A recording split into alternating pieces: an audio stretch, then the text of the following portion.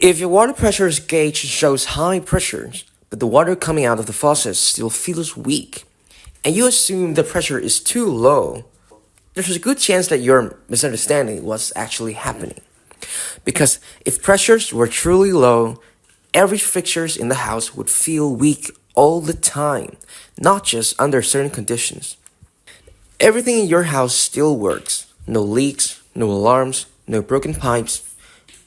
But something feels off. The shower doesn't hit the same way. The sink takes longer to fill. The washing machines run slower. The water heater is struggling to recover. And here's the key detail. It doesn't happen all the time. It only happens when more than one thing is using water at the same time. Most people, even some plumbers, will blame low water pressure, a weak pump, old pipes that need to be replaced, and honestly, it sounds reasonable. Many homeowners spend money upgrading these things, only to find the problem never truly goes away. Because in most cases, those aren't the real cause. In this video, I'll show you what actually controls how strong your water feels, why the problem gets worse over time, and how to avoid wasting money on upgrades that don't fix the root issues. If you understand this, you'll make much better decisions before calling a contractor. Here's the first thing that every homeowner needs to understand.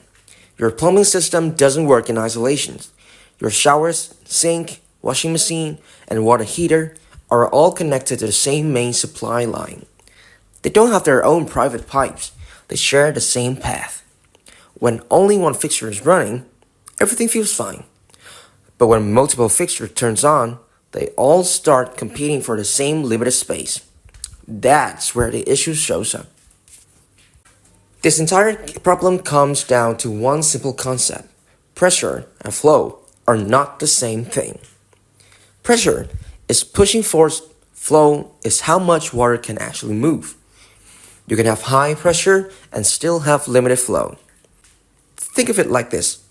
You might have a powerful engine, but if the road is narrow and crowded, you still can't go fast.